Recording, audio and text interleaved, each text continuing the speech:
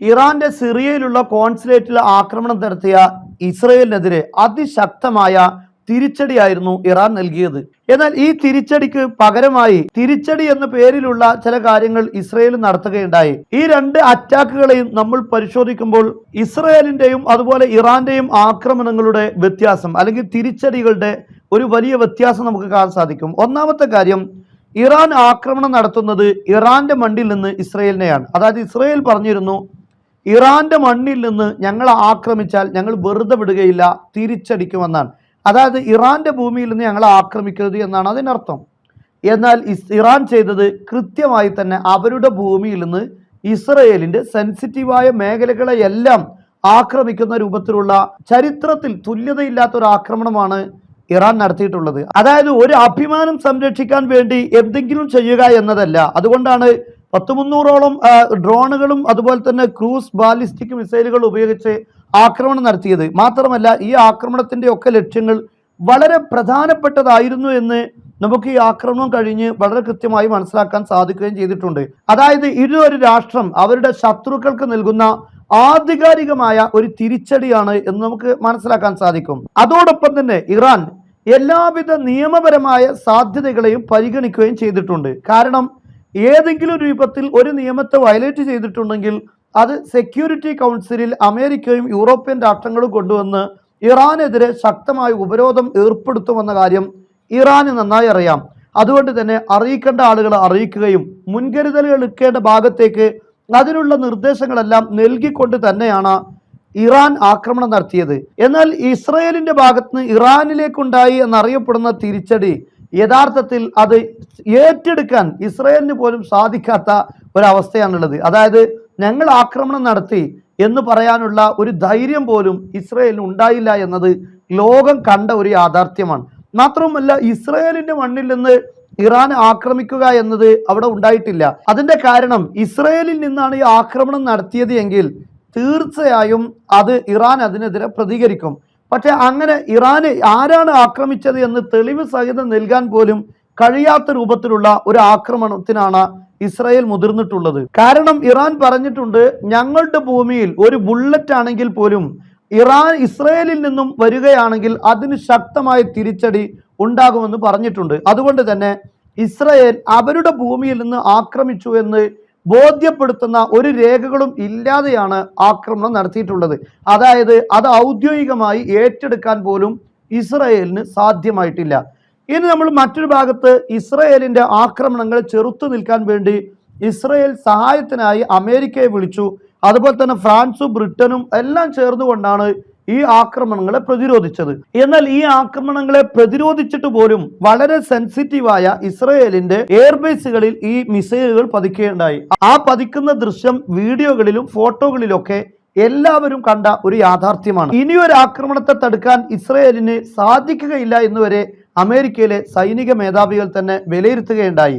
അതേസമയത്ത് ഇസ്രയേൽ നടത്തിയ ഇറാനിലെ ആക്രമണം, ആ ആക്രമണത്തിൽ യഥാർത്ഥത്തിൽ ഇറാനൊപ്പം സഹായത്തിനായി റഷ്യയോ ചൈനയോ അല്ലെങ്കിൽ മറ്റൊരു രാഷ്ട്രവും അല്ലെങ്കിൽ അവരുടെ പ്രതിരോധ സിസ്റ്റങ്ങളൊന്നും ഉണ്ടായിട്ടില്ല എന്നത് വ്യക്തമായ കാര്യമാണ്. മാത്രമല്ല ഈ മിലിറ്ററി ബേസിൽ, ഇറാന്റെ മിലിറ്ററി ബേസിൽ ഇസ്രയേലിന്റെ മിസൈൽ ആക്രമണം ഉണ്ടായി എന്ന് പറയുമ്പോൾ തന്നെ അതിനൊരു രേഖയും മുന്നിൽ വെക്കാൻ, അതിന് വീഡിയോകളോ അല്ലെങ്കിൽ അതിന്റെ തെളിവുകളോ ഒന്നും ഹാജരാക്കാൻ ആർക്കും സാധിച്ചിട്ടില്ല എന്നതും വസ്തുതയാണ്. ബ്രിട്ടന്റെ ഗാർഡിയൻ പത്രം പോലും ഇപ്പോൾ അവരുടെ പ്രതിരോധ സംവിധാനം ഇസ്ഫഹാനിൽ ഇസ്രയേലിന്റെ മിസൈൽ തകർത്തു എന്നതിന്റെ സാധ്യതകൾ പറഞ്ഞുകൊണ്ട് അവർ പറയുന്നത് അവരുടെ ഡിഫൻസ് സിസ്റ്റങ്ങൾ, അതായത് അതിന്റെ റഡാർ യൂണിറ്റിന്റെ തൊട്ടടുത്തായിരുന്നു മിസൈലിന്റെ ലോഞ്ചറുകൾ ഉണ്ടായിരുന്നത്.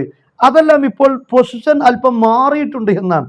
അതായത് പൊസിഷൻ മാറി എന്നത് അവിടെ മിസൈൽ ഹിറ്റ് ചെയ്തു എന്നതിന്റെ തെളിവായിട്ടാണ് ഈ പത്രം പോലും വിലയിരുത്തുന്നത്. അവർ പോലും പറയുന്നത് അതിൽ കൃത്യമായ ഉറപ്പൊന്നുമില്ല, പക്ഷേ സാധ്യതയുണ്ട് എന്ന നിലയിൽ മാത്രമാണ്. ഒരാൾക്ക് പോലും അവിടെ മിസൈൽ ഹിറ്റ് ചെയ്തു എന്ന് ഉറപ്പിച്ചു പറയാൻ സാധിച്ചിട്ടില്ല. അതേ സമയത്ത് ഇറാൻ വളരെ വ്യക്തമായി തന്നെ അവരുടെ പ്രതിരോധ സിസ്റ്റങ്ങൾ, ഈ ഡ്രോണുകളെ, അതായത് ഇസ്രയേലിൻ്റെതാണെന്ന് അവകാശപ്പെടുന്ന 3 ഡ്രോണുകളെ തകർത്തതായി അവർ പറയുകയും അതിൻ്റെ വീഡിയോ ദൃശ്യങ്ങൾ വളരെ കൃത്യമായി അതേ ദിവസം തന്നെ പ്രചരിക്കുകയും ചെയ്തിട്ടുണ്ട്. ഇസ്രയേലിൻ്റെതായി അവകാശപ്പെടുന്ന 3 മിനി ഡ്രോണുകളാണ് പ്രതിരോധ സിസ്റ്റങ്ങൾ തകർത്തിട്ടുള്ളത്. അതിന് യഥാർത്ഥത്തിൽ ഈ പറയുന്ന എയർബേസുകളെയോ അല്ലെങ്കിൽ മിലിറ്ററി ബേസുകളെയോ തകർക്കാനോ സ്ഫോടനം നടത്താനോ കഴിവുള്ള ഡ്രോണുകളല്ല. അതേസമയത്ത് ഞാൻ മനസ്സിലാക്കുന്നത് ഇതിലൂടെ ഇസ്രായേൽ ചെയ്തിട്ടുള്ളത് ഇസ്ഫഹാനിലെ മിലിറ്ററി ബേസിന്റെ വളരെ അടുത്ത് ചെന്ന് ഫോട്ടോ പകർത്തുക എന്നത് തന്നെയാണ്.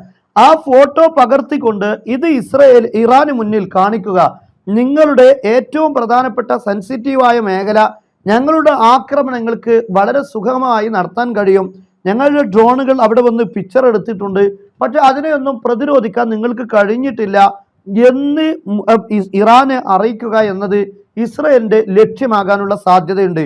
പക്ഷെ ഈ ഡ്രോണുകളെ ഒന്നും ലക്ഷ്യത്തിലേക്ക് എത്താൻ അല്ലെങ്കിൽ അതിൻ്റെ ഈ പറയപ്പെടുന്ന ബേസുകളുടെ പിക്ചർ പോലും എടുക്കാൻ, അതിൻ്റെ അടുത്തേക്ക് അടുക്കാൻ പോലും ഇറാന്റെ പ്രതിരോധ സിസ്റ്റങ്ങൾ അനുവദിച്ചിട്ടില്ല എന്നത് വളരെ കൃത്യമായി ബോധ്യപ്പെട്ട യാഥാർത്ഥ്യമാണ്. അതേസമയത്ത് അവിടെ ചില സ്ഫോടനങ്ങളുടെ ശബ്ദമുണ്ടായി എന്നാണ് മറ്റൊരു കാര്യം പറയപ്പെടുന്നത്. അത് യഥാർത്ഥത്തിൽ ഇറാൻ സൈന്യം വിശദീകരിച്ചു.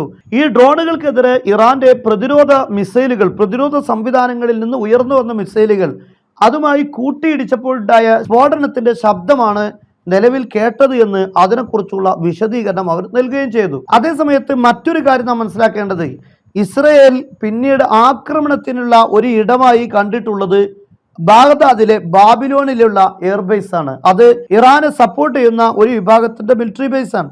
അതിൽ ശക്തമായ ആക്രമണം കഴിഞ്ഞ ദിവസം ഉണ്ടായിട്ടുണ്ട്. ആ ആക്രമണം പോലും യഥാർത്ഥത്തിൽ ആരാണ് നടത്തിയത് എന്ന് പറയാൻ കഴിയാത്ത രീതിയിലുള്ള, അതായത് ഞാൻ പറഞ്ഞു അഡ്രസ് ഇല്ലാത്ത ആക്രമണങ്ങളാണ് യഥാർത്ഥത്തിൽ നടത്തിയിട്ടുള്ളത്. അതൊന്നും യഥാർത്ഥത്തിൽ ഇറാന്റെ ഭൂമിയിലേക്കല്ല ആക്രമണം നടത്തിയിട്ടുള്ളത്. ഇവിടെ നാം മനസ്സിലാക്കേണ്ടത് ഡ്രോണുകൾ വന്നത് ഇറാന്റെ ഭാഗത്തേക്ക് ഡ്രോണുകൾ വന്നത് ഇസ്രയേലിന്റെ ഭൂമിയിൽ നിന്നല്ല. മാത്രമല്ല ഇസ്രയേൽ അതിന്റെ പൂർണ്ണ ഉത്തരവാദിത്വം ഏറ്റെടുക്കാൻ പോലും തയ്യാറായിട്ടില്ല. മിസൈലുകൾ ആക്രമിച്ചു എന്ന് പറയുന്ന അഭ്യൂഹം മാത്രമായി ഇപ്പോഴും നിലനിൽക്കുകയാണ്. അതിന് യാതൊരു തെളിവും ഇസ്രയേലിനോ അല്ലെങ്കിൽ അമേരിക്കക്കോ അല്ലെങ്കിൽ ആർക്കെങ്കിലും മുന്നോട്ട് വെക്കാൻ സാധിച്ചിട്ടുമില്ല. അതേസമയം ഇറാൻ അതിനെ തകർത്തു എന്ന് പറയുന്നതിന്റെ വ്യക്തമായ വീഡിയോകൾ അവർ പുറത്തുവിടുകയും ചെയ്തിട്ടുണ്ട്. എന്നാൽ മറ്റൊരു ഭാഗത്ത് കൂടെ നമ്മൾ പരിശോധിക്കുമ്പോൾ ഇസ്രയേൽ ഈ ആക്രമണം നടത്തിയ ഉടനെ തന്നെ ഇസ്രയേലിലെ ചാനലുകൾ റിപ്പോർട്ട് ചെയ്യുമ്പോൾ അതിൽ ഒരു വീഡിയോ ഫുട്ടേജ് നൽകിയിട്ടുണ്ട്. അതായത് ഇസ്രയേലിന്റെ മിസൈലുകൾ ഇറാന്റെ ഇസ്ഫഹാൻ മിലിറ്ററി ബേസിൽ പതിച്ചു, ഹിറ്റ് ചെയ്തു എന്ന് പറഞ്ഞ് വീഡിയോ കൊടുത്തു. പക്ഷേ യഥാർത്ഥത്തിൽ ആ വീഡിയോ ലെബനാനിൽ ഇസ്രായേൽ നടത്തിയ ആക്രമണമാണ് എന്ന് പിന്നീട് ബോധ്യപ്പെടുകയും സോഷ്യൽ മീഡിയ അതിനെ ചോദ്യം ചെയ്യുകയും ചെയ്തിട്ടുണ്ട്. അതുപോലെ തന്നെ ജെറുസലം പോസ്റ്റ് മറ്റൊരു പിക്ചർ കാണിക്കുകയുണ്ടായി. ഇറാന്റെ ഇസ്ഫഹാനിലെ മിലിറ്ററി ബേസ് തകർത്തു എന്ന് പറഞ്ഞ് വലിയൊരു ഫോട്ടോ വെച്ചുകൊണ്ടാണ് ഈ വാർത്ത അവർ റിപ്പോർട്ട് ചെയ്യുന്നത്.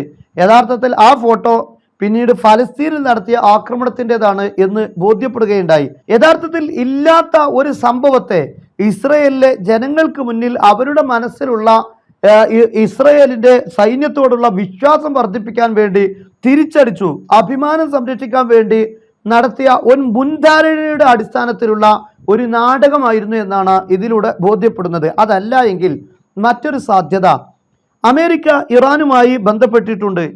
ഇസ്രയേലിന്റെ മുഖം സംരക്ഷിക്കുക എന്ന നിലയിൽ ഇസ്രയേലിന് ഒരു ആക്രമണം നടത്താനുള്ള അവസരം നിങ്ങൾ നൽകണമെന്നാണ്. അതിലവർ പ്രധാനപ്പെട്ട ഒരു സ്ഥലങ്ങളും തകർക്കുകയില്ല എന്ന വാഗ്ദാനവും അമേരിക്ക ഇറാൻ മുന്നിൽ വെച്ചിട്ടുണ്ട്. പക്ഷേ പ്രത്യക്ഷത്തിൽ വന്നിട്ടുള്ളത് അതിനെ ഇറാൻ തള്ളിക്കളഞ്ഞു എന്ന് തന്നെയാണ്. അതേ സമയത്ത് ഞാൻ മനസ്സിലാക്കുന്നത് പിന്നീട് മറ്റൊരു ഭൂമിയിൽ നിന്ന് ആക്രമണം നടത്തി ഇസ്രയേലിന്റെ അഭിമാനം സംരക്ഷിക്കുക എന്നത് അമേരിക്കയും ചേർന്നുണ്ടായ ഒരു നാടകത്തിന്റെ ഭാഗമാണോ?